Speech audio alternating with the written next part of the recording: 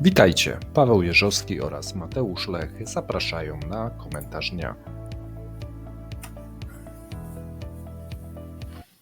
Dzień dobry kochani, z tej strony Mateusz Lech. Dzisiaj na ekranie jest dosyć ciasno, bo wpakował się między mnie a Pawła nasz rodzynek, Tomasz Małachowski. Witamy Cię, Tomku, po raz trzeci już. Wszyscy widzowie stęsknieni, a dziś jest wyjątkowa okazja, gdyż Rosjanie mają wyjątkowo trudny miesiąc, jeżeli chodzi o atakowanie przez Ukraińców ich rafinerii. Tych ataków już było kilka i dziś sobie omówimy to, w co się uderza, jak wielkie straty, jak ciężko będzie to naprawić i ile mniej będą mogli Rosjanie produkować. Więc witam Cię serdecznie i oddaję Wam głos. Cześć Mateuszu, cześć Pawle, witam widzów. Cześć Mateuszu, cześć Tomku, witam widzów. No i skoro już się wszyscy przywitaliśmy, to przejdźmy do pierwszego etapu. Co tak naprawdę dzieje się, czyli jakie ataki miały miejsce w tych ostatnich dniach? Bo część widzów, która przegląda na przykład Twittera czy wiadomości, to mówi rafineria płonie. Potem na drugi dzień mówi rafineria płonie. Drugi dzień te same wiadomości podają, a to nie te same rafinerie. Ile tych rafinerii już zostało zaatakowanych, jeżeli mówimy o te ataki z tego miesiąca? No z tego miesiąca, słuchaj, będą 4 rafinerie. To w zależności jak też liczymy. No i tutaj tak, mamy Niżny Nowogród, dosyć ważna, może opowiedzmy o każdej rafinerii, tak, troszeczkę. Niżny Nowogród, dosyć ważna rafineria, która produkuje, no tam się różnie podaje, 15, 16, 15,7 tak chyba ma znamionowo, milionów ton przerobu. I do tej pory ta rafineria działała trochę na pół gwizdka, ponieważ uszkodzony był system do crackingu. Ten system do crackingu został wcześniej uszkodzony. Prawdopodobnie było to związane z sabotażem, tak? No bo tam mieliśmy zachodnie, te maszyny zachodnie, incydent techniczny oni to nazwali. Natomiast tu Tomek może pewnie wytłumaczyć, na czym polega ten cracking i dlaczego to było istotne i dlaczego stosujemy ten cracking do benzyny. Wiecie co, no tutaj ropa naftowa nie jest ani jednym, ani 5 związkami chemicznymi i o ile powiedzmy, że wszyscy kojarzymy węglowodory ze szkoły jakoś, nie? Czyli łańcuchy atomów węgla, do których połączone są atomy wodoru, to te łańcuchy to jest taki najprostszy typ związku chemicznego, tego węglowodoru. Są też inne typy i to są na przykład te dużo dłuższe łańcuchy, które już niemalże są woskiem takim jak ze świeczki, czy jakieś izomery, czyli związki, które mają zupełnie inną strukturę przestrzenną. I cracking to jest jedna z metod, która pozwala nam przełamywać te łańcuchy lub te jakieś inne struktury związków.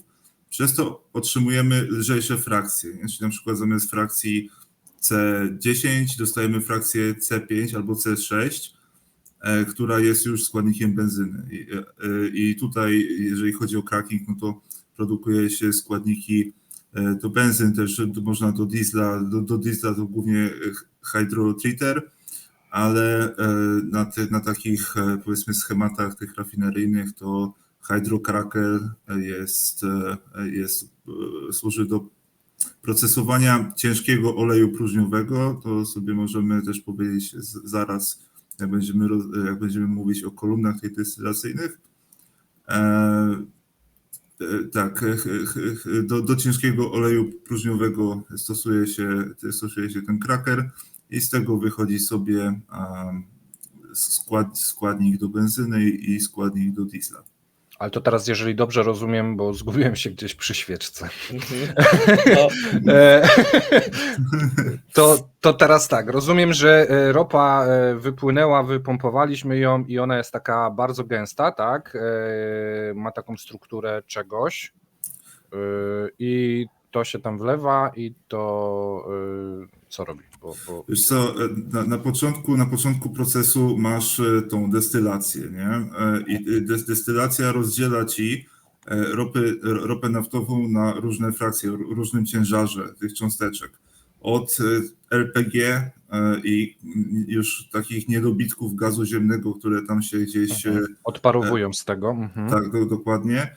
No, coraz cięższe, coraz gęstsze i o coraz większej temperaturze parowania te frakcje zostają.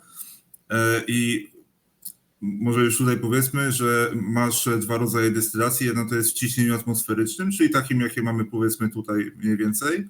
I to, co nie odparuje w tym ciśnieniu atmosferycznym, nawet tam podgrzane do 200-300 stopni Celsjusza, to trafia do kolumny próżniowej, w której zmniejszane jest ciśnienie, żeby to łatwiej odparowało. I te frakcje, które wyjdą z tej kolumny próżniowej, nazywa się próżniowymi i to są tam light vacuum gas oil, czyli taki już produkt do robienia lekkiego oleju opałowego. I najcięższym jest heavy vacuum gas oil, i też już tam też takie woksy, to jest taka pozostałość, która zostaje po tej kolumnie próżniowej, i też bituminy, asfalty, z tego się robi asfalt, z tego co już zostanie po tej. No i tą najcięższą frakcją jeszcze, powiedzmy, którą nazywamy olejem, kieruje się do takiego crackingu. To są długie, bardzo rozbudowane te cząsteczki i w temperaturze takiej pokojowej to jest w zasadzie ciało stałe, taki bitumin, możesz o to złamać rękę. Okay. A jak podgrzejesz, no dlatego na przykład statki mazut podgrzewają w swoich tam zbiornikach, żeby to się zamieniło w coś płynnego, żeby to można było tam przepompować, czy użyć do opalania jakiejś instalacji, ten ciężki olej opałowy.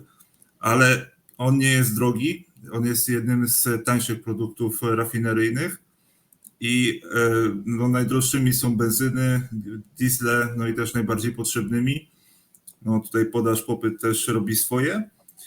I żeby ten olej przeprocesować, te opałowy, no to wysyła się go do crackingu, czyli do rozbijacza tych długich, ciężkich cząsteczek na cząsteczki lżejsze, które już tutaj na przykład, nie wiem, tam z C10, C12, czyli jest tych 12 atomów węgla w cząsteczce, to się rąbie przez pół, zostaje tym crackingiem, tak mówiąc bardzo obrazowo, zostają dwie cząsteczki C6 i to jest już, powiedzmy, składnik benzyny.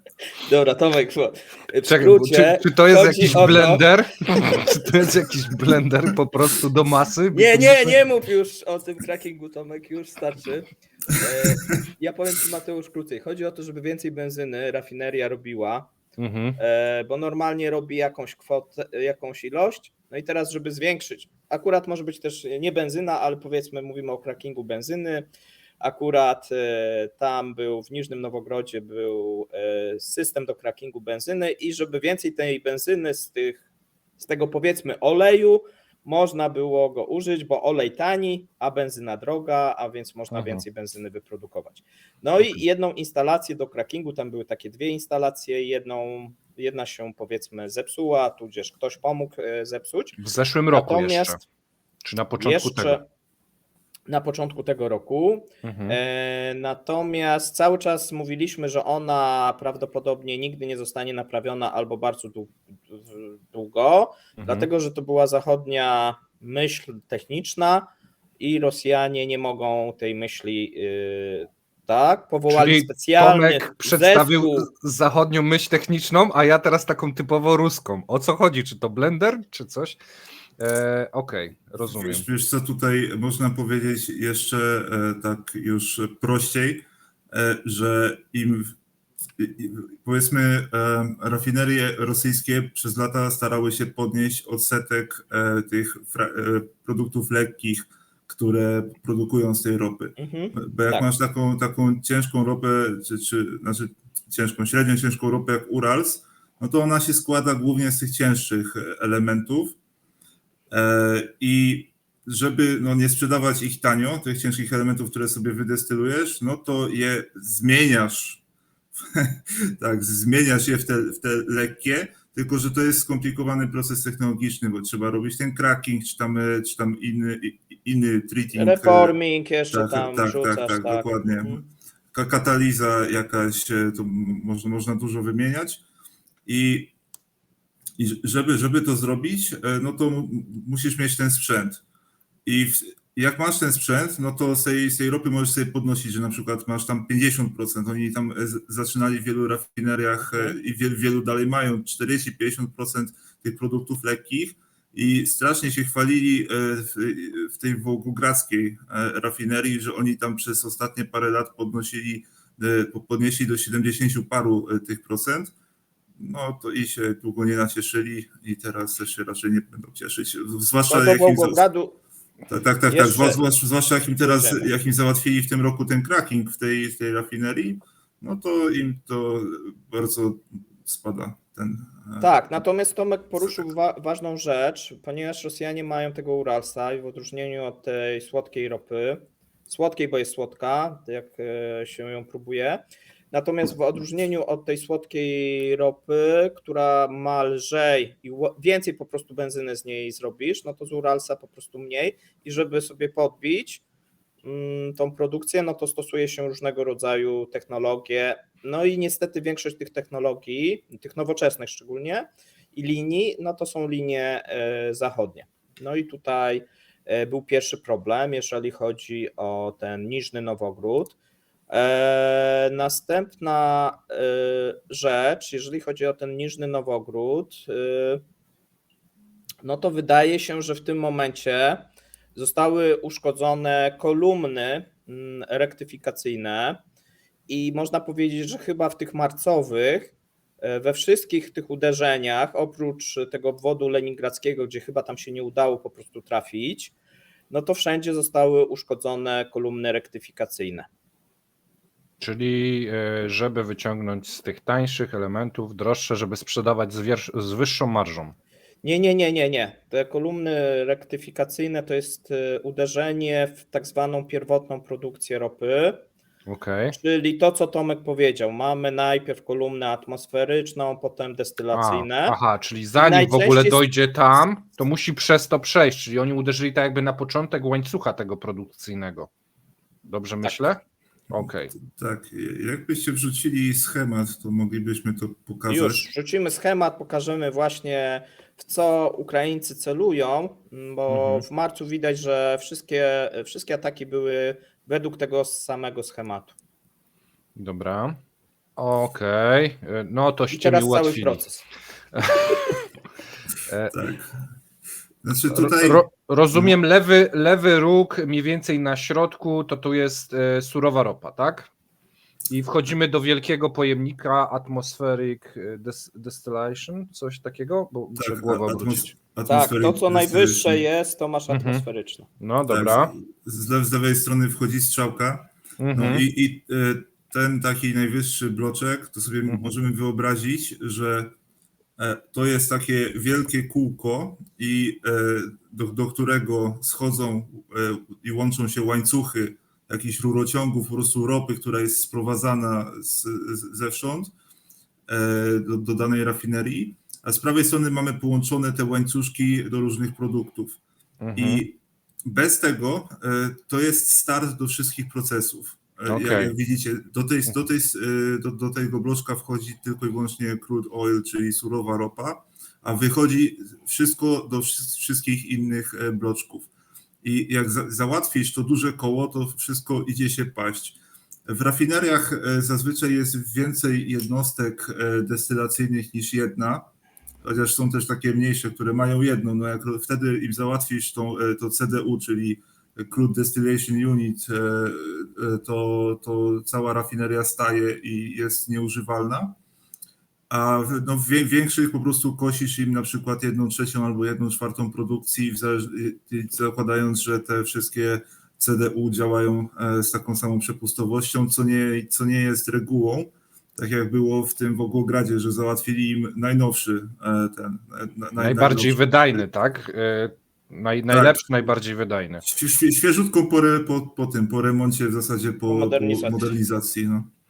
Czyli chcecie mi powiedzieć, że wszędzie uderzyli zaraz ten początek łańcucha w tym momencie Ukraińcy, czyli niesamowicie przemyślane ataki. No nie, no to jest cel prima sort, to lepiej nie można wybrać, bo nawet jak załatwisz tam którąś z tych jednostek dalej, jak ten cracking, no to możesz sobie, no po prostu spadnie ci output, że część tej frakcji tego oleju opałowego lekkiego czy ciężkiego jej sobie nie przerobisz na benzynę. Ale możesz puścić jako tanio i jakoś to będzie. Tak, możesz opchnąć jako lekki olej opałowy albo ciężki olej opałowy, tam już w zależności co ci padnie, albo jakaś nafta, bo są też procesy odwrotne, że z tych cięższych, znaczy z lekkich takich łańcuchów się łączy je w trochę cięższe. Tak czy siak wszystko kończy się w jakimś tam stopniu na benzynie i będziesz jej miał mniej, ale te półprodukty sobie sprzedasz jako już inne produkty, tylko po niższej cenie.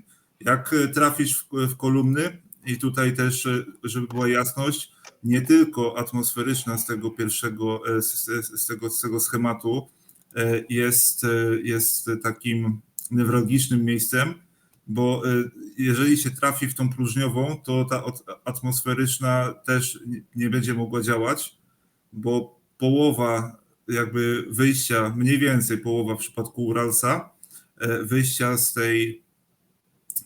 tej kolumny atmosferycznej trafia do kolumny próżniowej. No, co zrobisz z połową nieprzetworzonej ropy?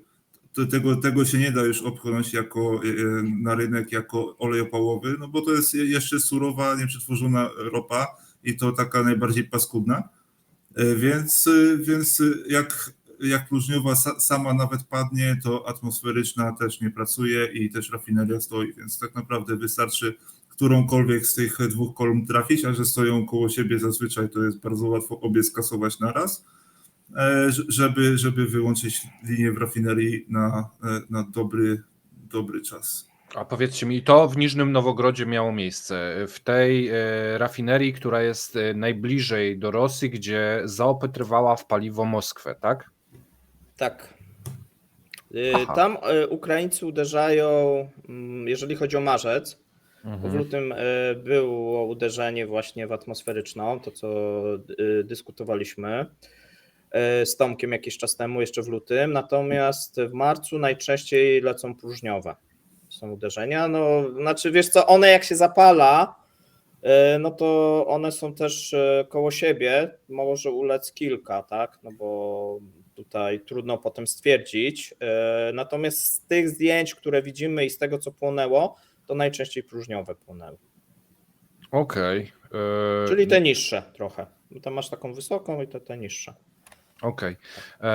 No to mamy tą pierwszą i powiedzieliście, że tu jest jej moc przerobowa 15,7 milionów baryłek rocznie, tak? Tak. Możliwości. To już jest całkiem sporo.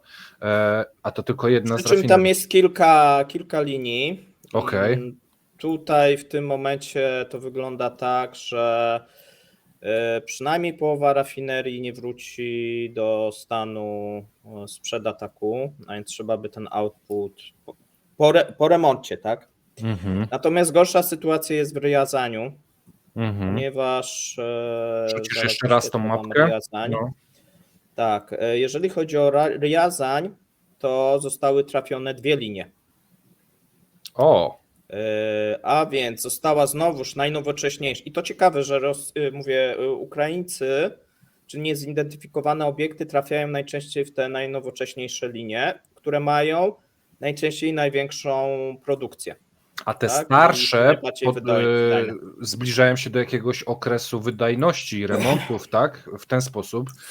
One są mniej produkują, tak? To wiesz, jak dajesz nową linię, to najczęściej chcesz zwiększać tą produkcję, a nie ją zmniejszać. I w przypadku riazania, tak, uderzenie było w 2 linie. A właśnie miałem pokazać mapkę. Tak. Chyba z Tutaj 4, macie nie? ten. Słucham? Chyba z 4. Z 4 albo 5, tam są w riazanie, natomiast te 2, jedna nowoczesna, która odpowiadała za 50%, 53%, a druga, która odpowiadała za 17%, tak mniej więcej. Aha, czyli to No, prawie 70%. 70%. Okej. No to Ale to jest tak, że riazań jest wyłączony zupełnie. Zarówno Niżny Nowogród nie działa, jak i riazań nic nie produkuje, bo po prostu oni wyłączyli całość. na ten Niżny moment. Nowogród w ogóle też już nie pracuje? Koniec? I nie Riazjan pracuje. też koniec? KO? Nie pracuje.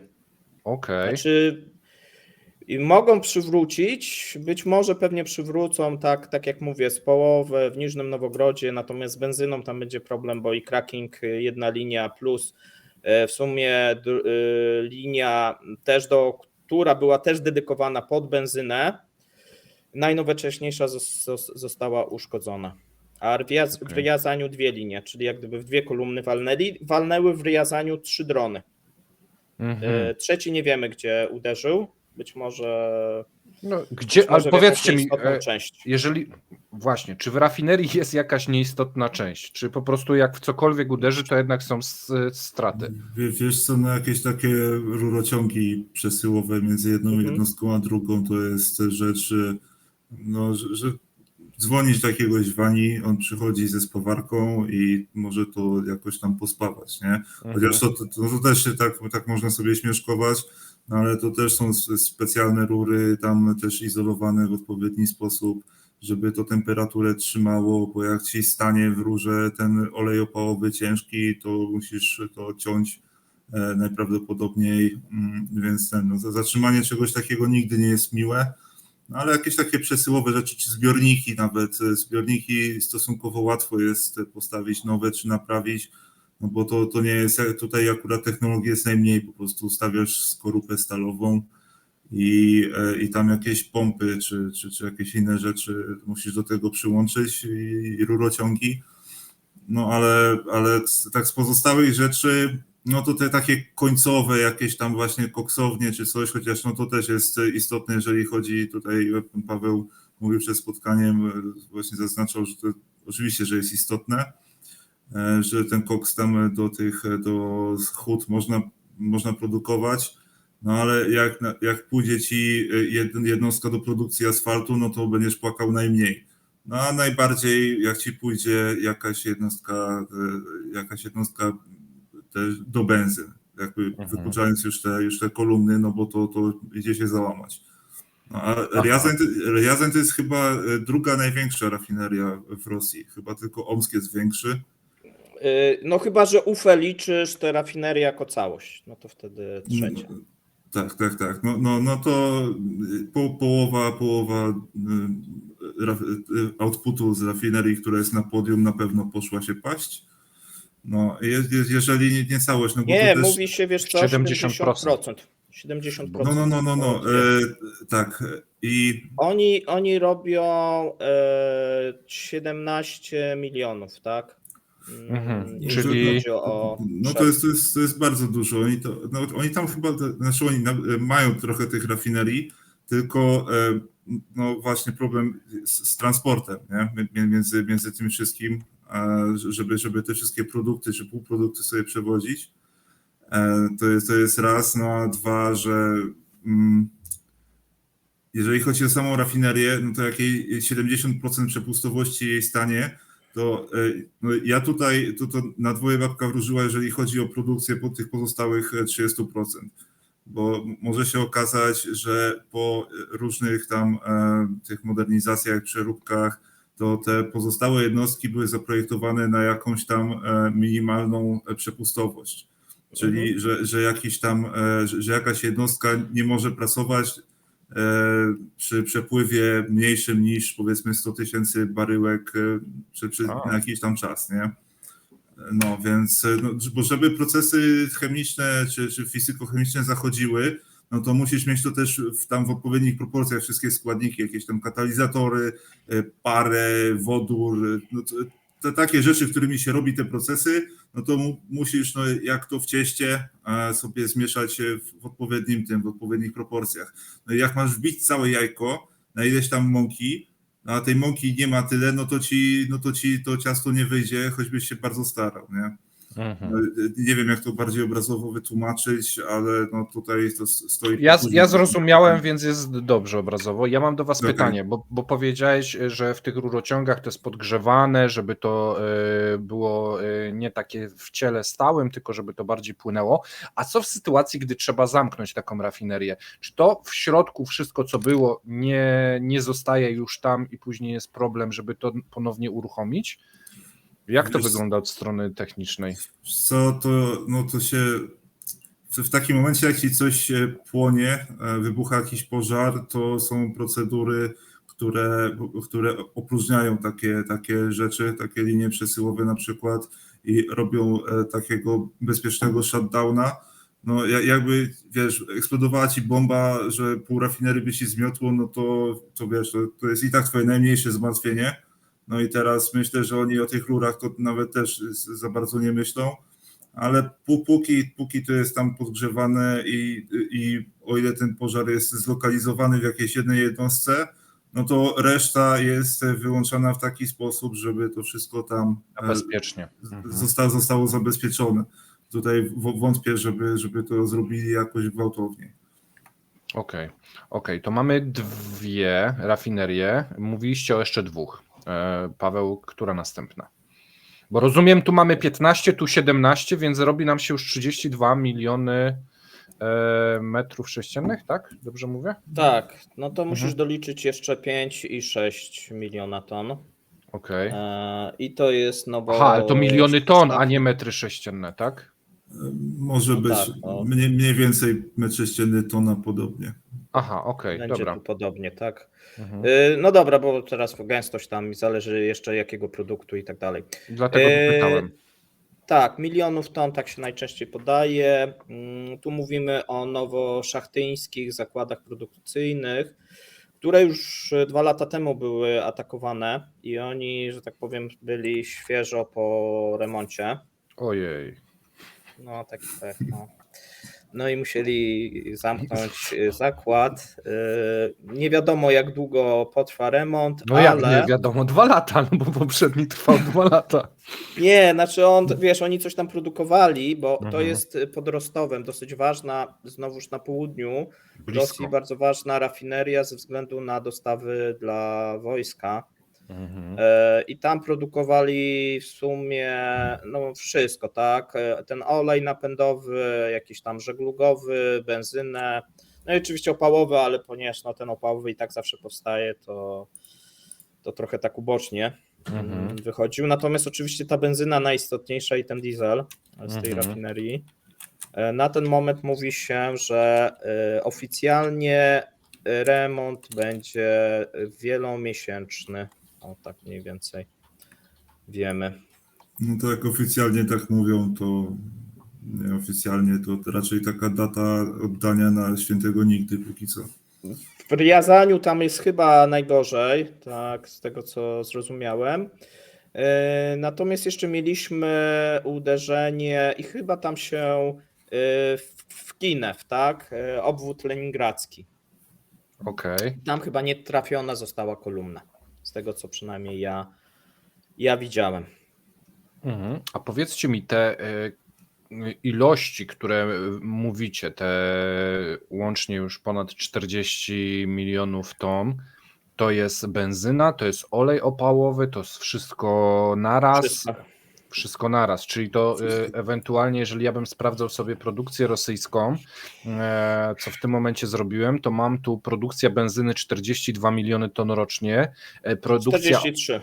No, tu mam za 2021, no tak. Może nieaktualne. No, produkcja oleju napędowego 81, czyli 120 wszystko do kupy, a tu mówicie, że 40 poszło się pasać, jak to Tomek mówi ładnie.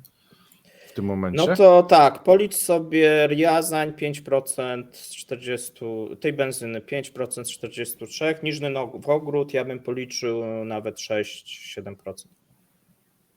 No, 6% wiesz powiedzmy. co, jak sobie pododajesz wszystkie te rafinerie, które w tym roku, no to myślę, że tam paręnaście, jak nie 20%, to nie jest Wiesz spokojnie. co, marcowe razem z tym Rostowem to jest 12% i trzeba doliczyć 8-9% z lutowych braków.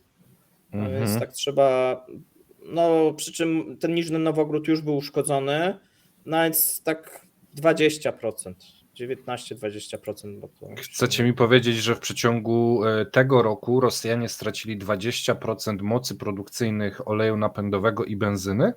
Już teraz? No. Znaczy Okej. benzynę na pewno, może o tak ci powiem. Oleju trochę tam może być, przykładowo 18%. Nie?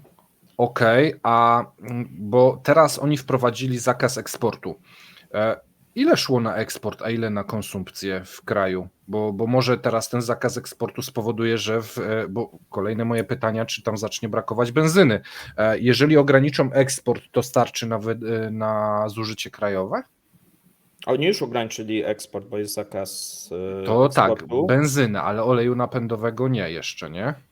Czy też już? Szacuje się, że w tym momencie przy tych 5% spadku już mogły pojawić się jak gdyby problemy. Dlatego wprowadzili ten zakaz, kiedy było właśnie te 8-9%. Ale teraz jest 20, tak? Czy ja No coś teraz myślę? tak, Przy 20. 5% już może być problem, a oni mają teraz 20.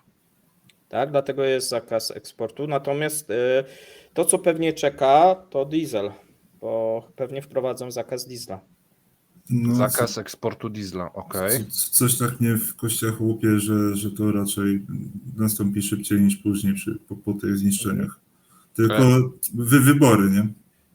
Okej. Tak, znaczy no to będzie może tam w poniedziałek, wtorek, raczej tak nawet szybko bym się też właśnie spodziewał. Dobra, to kolejne moje pytanie.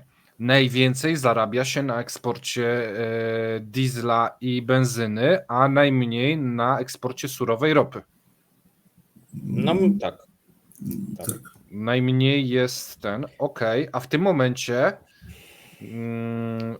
pozbędą się tych dwóch źródeł dochodu, natomiast surową ropę mamy sankcje wtórne i łapanie tej floty cieni, więc tam też jest ograniczenie. Znaczy jest jeszcze gorsza sytuacja.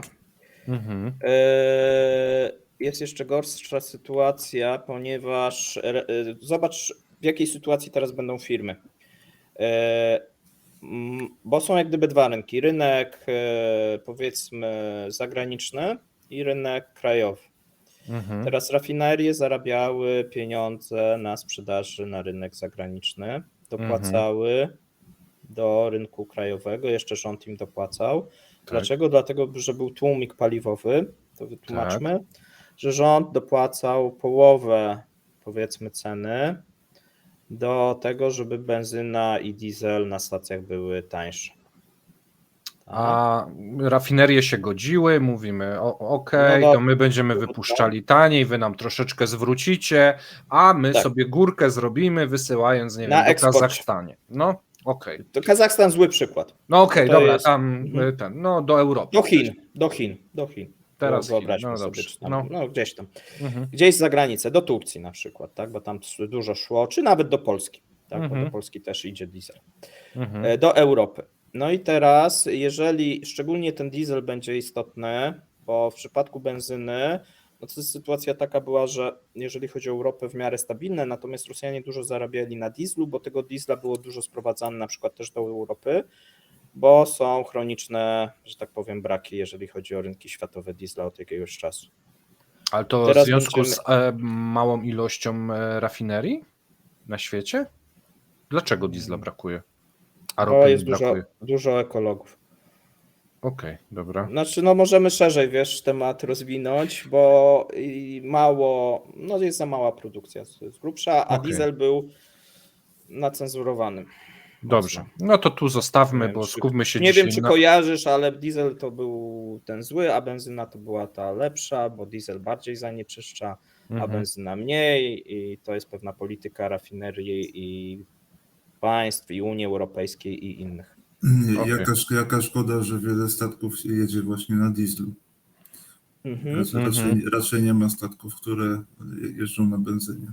Chyba, że motoróweczki, wszystkie te takie duże, ciężkie statki, no to albo mazut jeszcze, ale nowoczesne to na dieslu. Okej. Wybiłeś mnie i teraz... Przepraszam, chodziło mi o to, żeby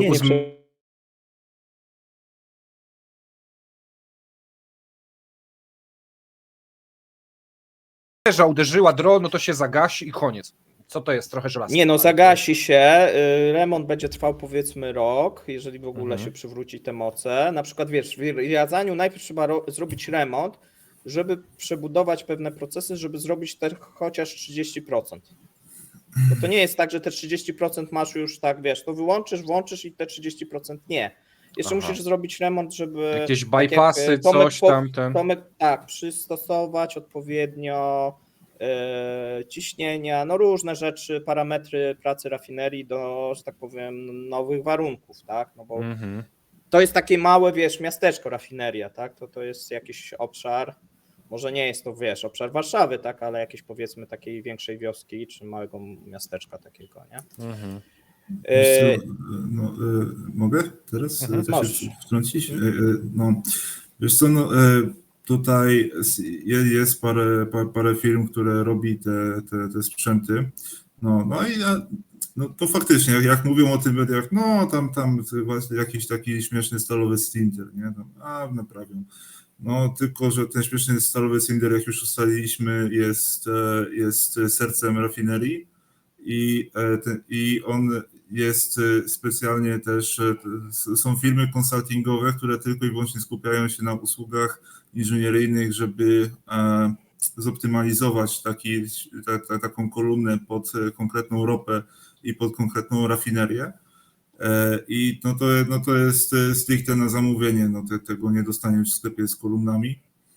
I nawet zakładając, że dorwałbyś od Chin jakiś taki zamiennik, który byłby zrobiony inaczej albo gorzej, no to masz wtedy wszystko trochę inaczej. No tak jakbyś zmienił sobie prąd w gniazdku z naszego europejskiego na powiedzmy amerykański. No to połowa sprzętów nie będzie działała, bo jest niedostosowana pod jakąś tam zakładaną most czy przepływ ilości tego. To wszystko trzeba by było tam lekko stuningować, wszystko tam dostosować. To też jest proces rozruchowy czegoś takiego, żeby te wszystkie procesy kolejne zachodziły jakoś po ludzku.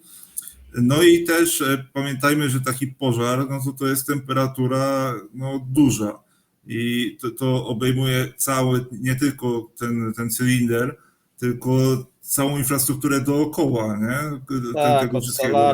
Jakieś, pełno jakichś innych dodatkowych rzeczy, których w ogóle nie wymieniliśmy jeszcze z tego schematu. Tak, bo tam jest na tym schemacie, jakby ktoś sobie cofnął, no to akurat tam niby wchodzi surowa ropa od razu, a tam jeszcze jest odsalacz na przykład. No, tu nie ma na przykład, no ale okej.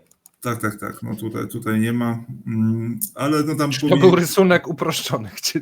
To był rysunek uproszczony, tak. Dobra. Tak, zdecydowanie. Dobrze. No tam można by było jeszcze dołożyć bloczek z odsalaczem przed tą kolumną. No i to wszystko w obrębie, jak jest taki pożar i tam jest taka pochodnia wielka w miejscu, gdzie ta kolumna stała, albo cały budynek w ogóle z tą kolumną jest pochodnią, no to sobie wyobraź, do tego nie podejdziesz, myślę, że spokojnie nawet na 50 metrów, bo po prostu się usmażysz i wszystko dookoła też się smaży i gotuje.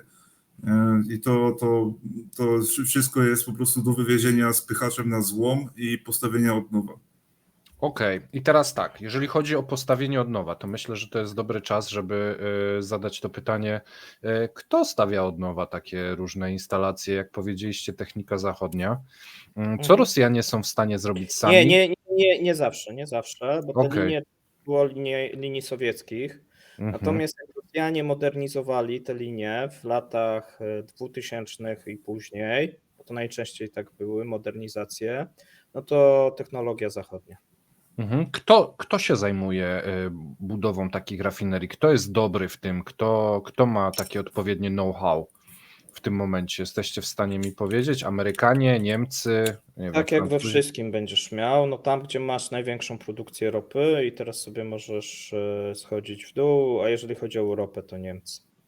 Okej, czyli Amerykanie i Niemcy. Amerykanie, taka firma na przykład BR Instrument, to oni robią te kolumny wszelakie. Tak, no procesowe. będziesz jeszcze miał Kanadę, tak, no ale mówimy o tych najbliższych, no to ewentualnie tutaj wchodzą firmy niemieckie w grę, jedynie z Europy, tak, moim zdaniem. A ja nie jestem taki przekonany, czy oni potrafią dalej robić te sprzęty, które za czasów sowieckich produkowali. Wiesz, żeby sprzęty odtworzyć za czasów sowieckich, to nie. No właśnie, bo to kolejne, nie? Bo stało, działało, ktoś tam taśmą oklejał i leciało. Modernizacja na przykład trwała 5-6 lat, tak? Przez te zachodnie firmy, co miałeś, firma konsultingowa. Bez sankcji i full gotówki. Tak, i full gotówki, tak. A teraz masz trochę, trochę to jest takie pytanie, wchodzimy na taki teren nieznany, bo tego nigdy nikt nie robił, czyli nikt na przykład nie wstawiał kolumny rektyfikacyjnej nie od tego producenta, tylko jakąś inną i nie próbował tego przebudowywać, no bo po co? Po co ktoś miałby coś takiego robić, nie? No, żeby zobaczyć kolejny pożar. Nawet, jeżeli by się spaliła, takie też przypadki były, jakieś tam, trzęsień ziemi czy jakieś inne, no to szedłeś do producenta, zamawiałeś, ten producent mówił okej. Bardzo dobrze, że przyszedłeś, fajnie, że wróciłeś, to ja sprzedam bardzo się nową. cieszymy. Tak. No i to był proces, tak? Bo to trzeba było wytworzyć, dobrać parametry i tak dalej, nie? No tutaj... A teraz halo, my z Rosji i tam cyk. Słuchawka odłożona. Jest, wiesz co, taki mają wewnętrzny projekt na uniwersytecie zastąpienia tych kolumn, ale ja to jakoś Paweł, dzisiaj robiliśmy materiał o tym, jak im wyszła produkcja Moskwicza, gdzie trzeba było tylko przekleić no to nalepkę. Pytasz, czy jeżeli chcieliby przejść na chińskie, no to tak naprawdę to jest budowa rafinerii od nowa. No. Czyli 5 do 10 lat, chyba że Chińczycy naprawdę by się postarali i zrobili to szybciej. szybciej. Szybciej można. Tylko tak? Bo od zero jest łatwiej. Właśnie, bo to jest tak jak z remontem starego budynku. Lepiej zburzyć i postawić nowy wieżowiec niż w przypadku chińskiej technologii moim zdaniem tak. Nie wiem, może coś tam można wykorzystać, ale... Okej. Pociąć trochę rur, ale to też nie jest powiedziane, bo celowe... Koksownie możesz wykorzystać na przykład, czy jakieś takie elementy do produkcji asfaltu, no jakieś tam takie w miarę proste, to coś możesz. No dobrze, ale jak dobrze rozumiem, no to Chińczycy nie siedzą na tych kolumnach ratyfikacyjnych i czekają jak Rusek zadzwoni, tylko to jest produkcja na zamówienie, tak czy siak. Też tak samo. Że identycznie. Tu kwestia jest tego, że i tak to muszą wyprodukować, zaprojektować, bo jak rozumiem, to jest jak odcisk palca, że nie ma takiej samej rafinerii, tylko zawsze jest odrobinę inna, tak? Że to schemat jest podobny, ale różnie może to wyglądać, tak? Możesz mieć bardzo podobne rafinerie, jeżeli korzystają ze złóż na jednym obszarze, nie? I jeżeli są karmione tym samym blendem tej ropy. No, mamy tą rafinerię w Szwed, w Płocku, parę innych rafinerii w Europie Wschodniej i one wszystkie były projektowane pod Uralsa, więc one wyglądają bardzo podobnie. No to oczywiście teraz na przykład Płock był modernizowany, ma nowe kolumny te rektyfikacyjne, ale projekt był bardzo podobny i myślę, że ta europejska część rafinerii rosyjskich też na początku wyglądała bardzo podobnie. Ona później zaczęła się zmieniać, zwłaszcza w tym procesie modernizacji, kiedy ta modernizacja też nie przebiegała tak samo we wszystkich tych rafineriach, nie? Że ona tam się działa jak się działa, kto tam sobie wszedł i co wymienił, no to tak wymienił. A tak co do procesu budowy, to za Sowieta jak budowali tą rafinerię, zdaje się tą w Ryazaniu, to ją stawiali 5 lat w latach 60. 56, tak. No właśnie, więc ją stawiali 5 lat od zera, więc sobie musimy wyobrazić mniej więcej taki czas, żeby może trochę krótszy, żeby rafinerię postawić od zera. No, ale tak, mamy sprzęt sowiecki, którego nie da się wyprodukować na nowo, bo już zapomnieli, jak to się robi. Mamy sprzęt zachodni, do którego nie ma dostępu, bo to nie jest walizka z chipami, którą możesz przewieźć pod pazuchą, tylko no właśnie. No miasteczko małe, tak jak powiedział Paweł, nie? Że to No, trzeba... to taka kolumna, która ma kilkadziesiąt metrów długości. Ja nie wiem, jak oni by musieli tu wjeść i skąd, żeby ominąć sankcje i kto by im to zrobił. Odchodzą w skład Indie, Chiny, tak? Gdzie No, mogą. tylko i wyłącznie, więc no. A Indie potrafią robić rafinerie, mają swoje własne know-how? Potrafią? Mają. Bo tam trochę rupii Potrafią, jest, tak. które Tak, można by potrafią. wykorzystać. Potrafią. Tylko, że masz ten sam case co z Chinami, że to będzie inne. Jeszcze trochę inny, bo Hindusi współpracują dużo z zachodnimi firmami, a więc mogłoby się okazać, że Że na owszem pewne elementy robią, ale część jest... nie mogą dostać zgody, na przykład musieliby dostać zgodę na przykład amerykańskiej firmy, nie? Okej. No, Chiny są bardziej, że tak powiem, wszystko po swojemu. Cała nadzieja w Chinach, żeby odzyskać te moce produkcyjne. Nie, znaczy moim zdaniem nie ma możliwości odzyskania tych mocy produkcyjnych w całości O, No, do zakończenia sankcji. Plus pamiętaj też, w pierwszym odcinku naszym edukacyjnym mówiłem o złożu tych złożach sachalińskich, że oni nawet po samym wyjściu amerykańskiej Exxona. firmy Exxona, to oni przez 2 lata nie byli w stanie odtworzyć rozbujać produkcji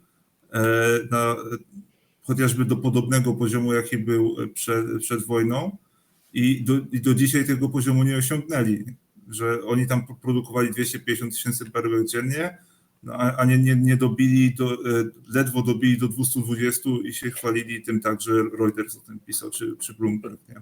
Wiesz co, będziesz miał takie komunikaty typu rafineria rjazańska przywróciła pełną produkcję, potem się okaże, że ta produkcja będzie wynosiła na przykład 3-4 miliony zamiast tych 17, nie? bo to można dać nazwę nowa rafineria, wiesz... No, propagandowo wszystko możesz, tak. natomiast jest inny, już teraz sobie przypomniałem, jest inny problem. I on jest taki z tych, które mi się najbardziej podobają. Ponieważ to uderzenie w rafinerię jest bardzo przemyślaną strategią Ukrainy. Już pomijam, że Ukraińcom Rosjanie zniszczyli, a więc. Ale pojawia się taki element, że jeżeli jesteś rafinerią, do rynku krajowego musisz dopłacać, żeby puszczać tam benzynę, diesla. Na eksport za moment będziesz miał zakaz wszystkiego, no bo benzyny już masz, diesla za moment wprowadzą, bo muszą wprowadzić. To opłaca ci się produkować mniej. A zaraz powiem ci, dlaczego ten. I teraz pojawiają się problemy bardzo duże, żeby wznowić produkcję w tych rafineriach. Pojawiają się takie logistyczne, czyli część na przykład, nie wiem, frakcji musiałbyś wieść, jakieś elementy z innych, no skomplikowane, a więc duże koszty, żeby utrzymać produkcję na rynek krajowy, która jest nieopłacalna. I teraz masz do wyboru robić No to remont. ja jestem prezesem takiej rafinerii, mówię, a idźcie w piździec z tym remontem. Nie, jest inaczej. Ty jesteś prezesem firmy, która sprzedaje surową ropę i ma rafinerię. Do tej pory rafineria była na plusie. A teraz będziesz miał sytuację, że musisz zrobić drogi remont, żeby być na minusie. Żeby być na minusie albo żeby ona jakokolwiek po kosztach coś produkowała, bo rząd tak chce i reżim tak chce. I teraz pojawia się bardzo taka duża pokusa dla tych wszystkich firm, żeby sami te drony wysyłali w te rafinerie.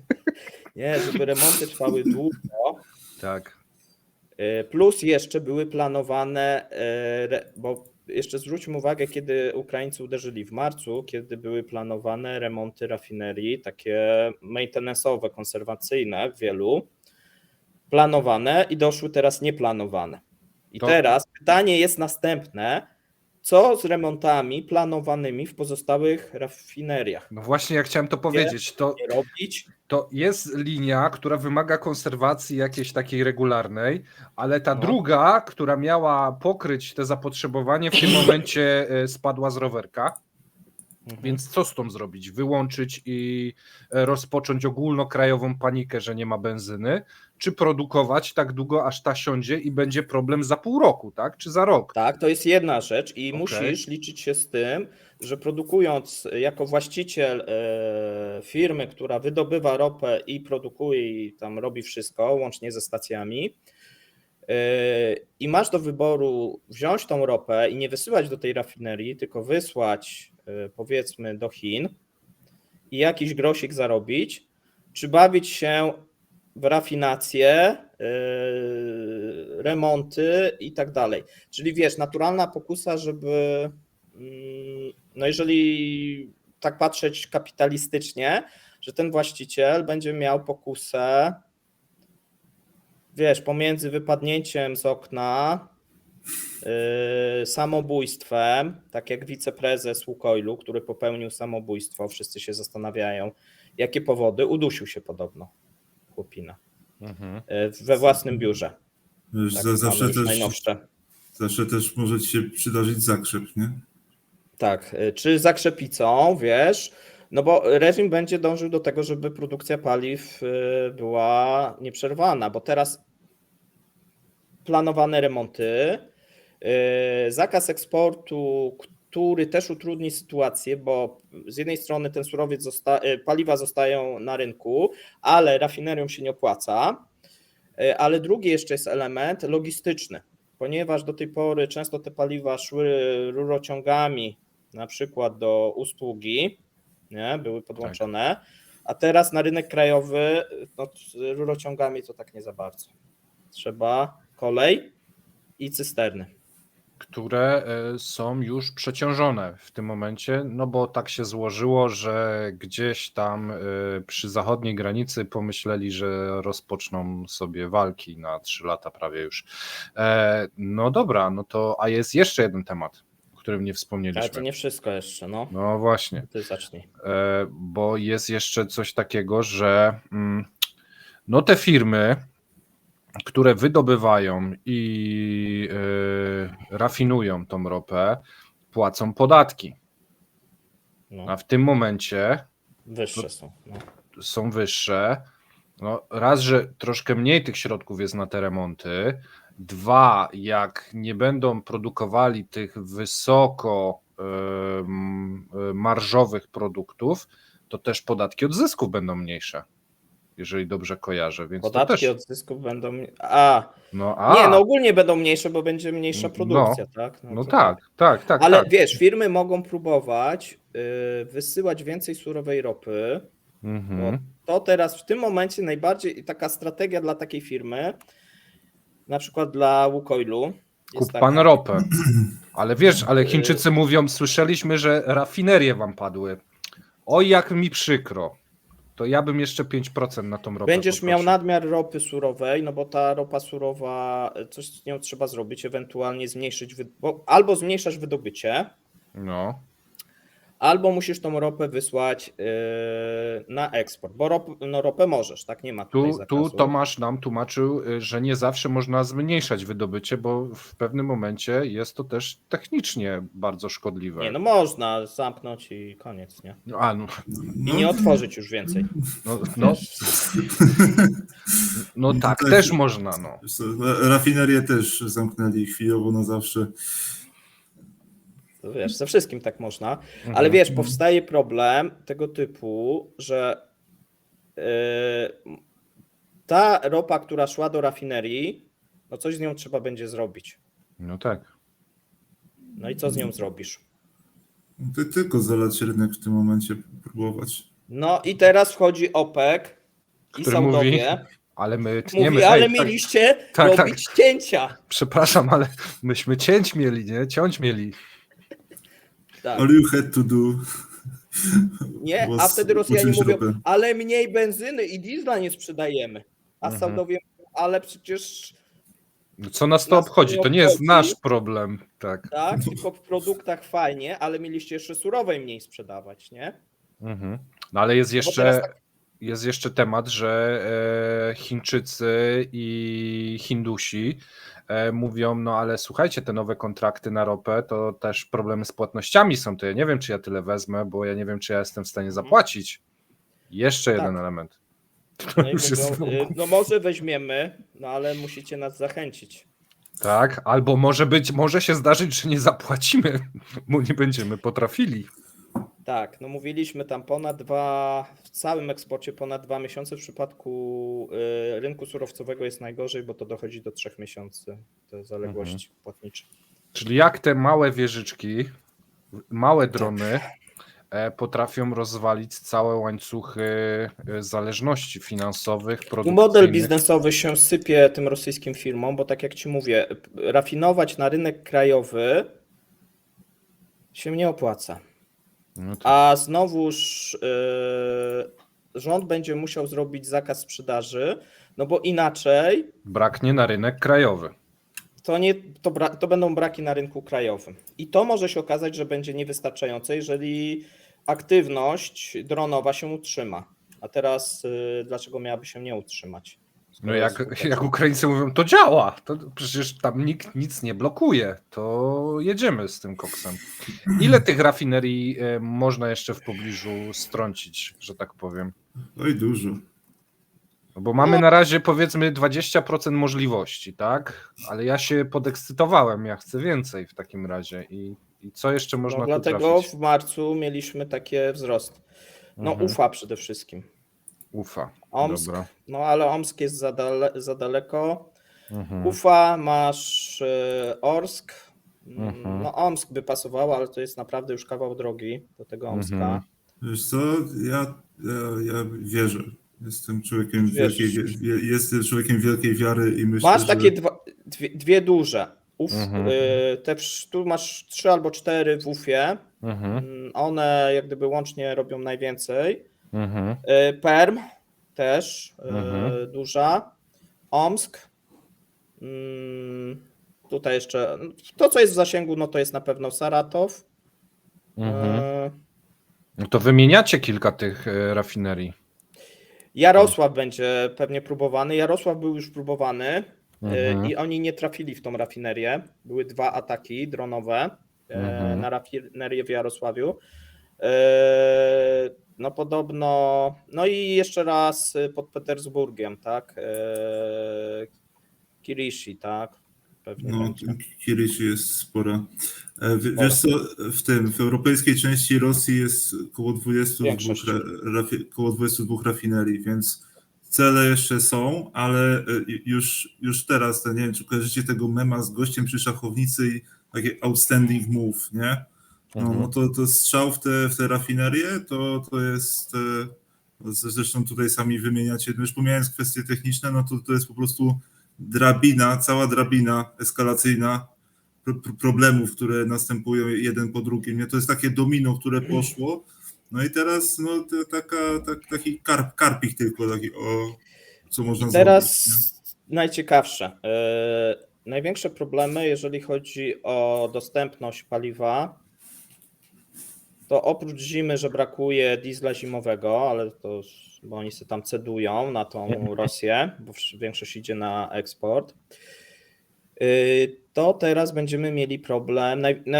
Najwięcej Rosjanie powinni się obawiać teraz o diesla, a za moment o benzynę, bo braki benzyny zaczynają się tak normalnie maj, kiedy jest zwiększony popyt na benzynę, natomiast jeżeli chodzi o diesel, to kwiecień, maj, ze względu na rozpoczęcie prac rolniczych. I tu mogą być problemy takie regionalne. Będzie trzeba wybierać, czy do kombajnu, czy czołgu zalać? Tak, może też tak być. Jeżeli tak to dalej będzie postępować, to tak. Albo które kombajny w jakim regionie mają jeździć. Znaczy jeszcze jest taka opcja, że Rosja zacznie sprowadzać paliwo i to bym raczej liczył się z tym, z krajów tych zaprzyjaźnionych, tak, czyli Kazachstan, Białoruś, Tak. Ale rozumiem, to nie będą oficjalne kontrakty najprawdopodobniej, bo by było Będą strasznie... oficjalne kontrakty. Tak? Tak, muszą być. Okej. Ale to będzie ironia losu. Nie, raczej to bym obstawiał na prawie, że 100%. To muszą to zrobić. Szczególnie, że wiesz, to może być tak, bo my mówimy, że braknie w tym momencie 20% w paliwach, w benzynie 20% mniej na rynku. No to teraz nawet w Polsce sobie wyobraź 20% mniej.